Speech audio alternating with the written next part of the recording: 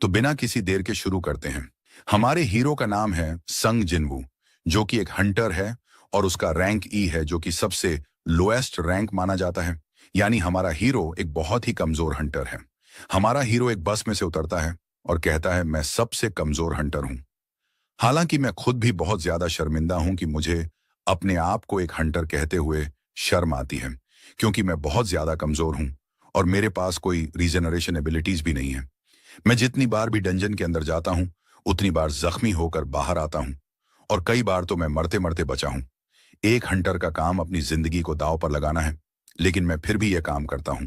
इसलिए नहीं क्योंकि मुझे यह काम पसंद है, बल्कि पैसों के लिए करता हूं। जिनवू कंस्ट्रक्शन साइट की तरफ आ रहा होता है, जहां पर एक पोर्टल ओपन होता है, जिस पोर्टल में से होते हुए वह एक जर्नी में जा सकते हैं। जिनवू एक हंटर गिल्ड के साथ काम करता है। संग जिनवू कहता है, अपनी हंटिंग से मुझे जितने भी पैसे मिलते हैं, उनसे मैं बड़ी मुश्किल के साथ अपनी बीमार माँ के हॉस्पिटल के बिल्स अदा करता हूँ।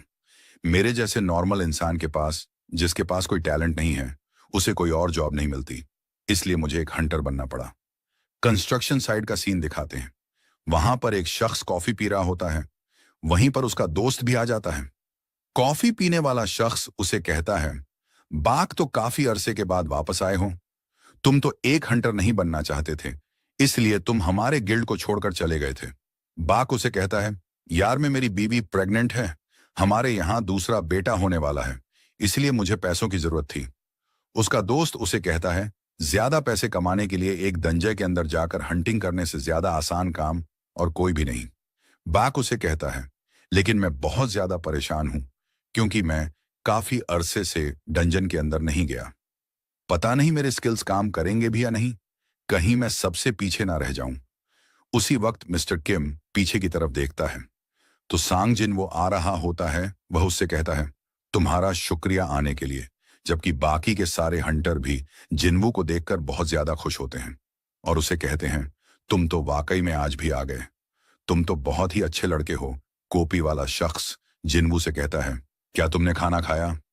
संग जिनवू कहता है, हाँ मैंने खा लिया, मेरे बारे में इतनी फिक्र करने के लिए आपका शुक्रिया। बाक उस शख्स से पूछता है, ये लड़का कौन है?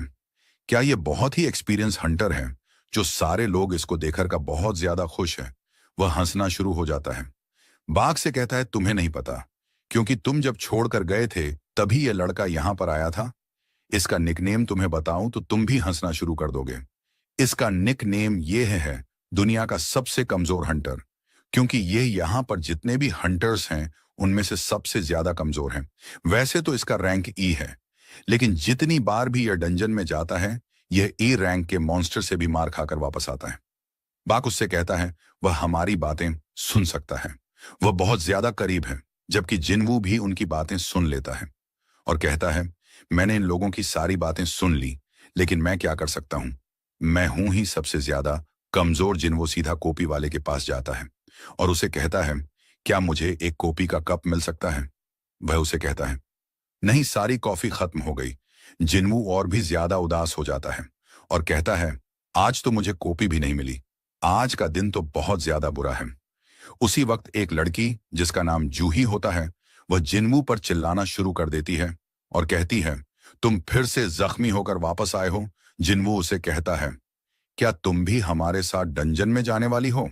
जूही उसे कहती है, हाँ मैं भी जाने वाली हूं, लेकिन मुझे बताओ तुम्हारे चेहरे पर से चोट कैसे लगी? जिनवू उसे कहता है, मुझे नहीं पता, हंटिंग के दौरान शायद मुझे कोई चोट लग गई। जूही उसे कहती है, अच्छा ऐसा क्या हुआ था? हंटिंग के दौरान फिर वह दोनों बैठ जाते हैं। जिनवू उसे सारी बात बताता है। जूही उसे कहती है, क्या तुम इतने ज्यादा जख्मी थे कि तुम्हें हॉस्पिटल जाना पड़ा? जिनवू उसे कहता, हाँ, हम लोग डंजन के मिशन पर थे और वहां पर सारे डंजन के मॉन्स्टर थे।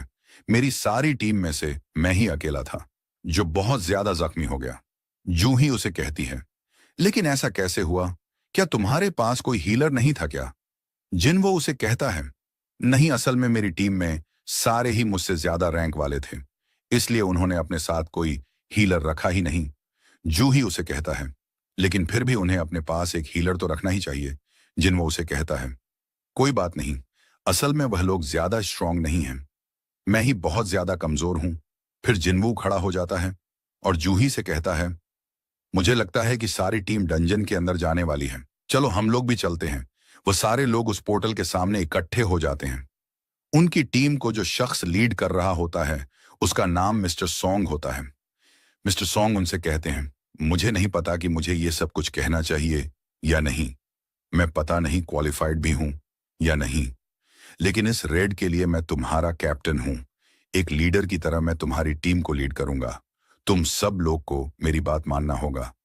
कॉपी वाला शख्स उसे कहता है, मिस्टर सॉन्ग, आपका रैंक हम सब में से ज्यादा हाई है, इसलिए आप हमारे लीडर बन सकते हैं।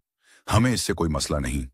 बाकी के सारे लोग भी बात मान जाते हैं और कहते हैं, ठीक है, आप ही हमारे लीडर हैं। जिनवू भी हंसते हुए मिस्टर सॉन्ग से कहता है, डंजन में हमारा भी ख्याल रखिएगा।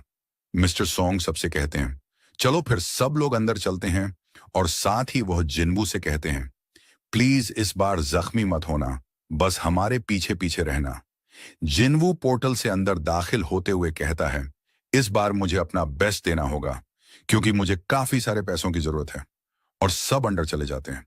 और यहीं पर एपिसोड 1 का एंड होता है। 2 फिर मिलते हैं नेक्स्ट वीडियो में।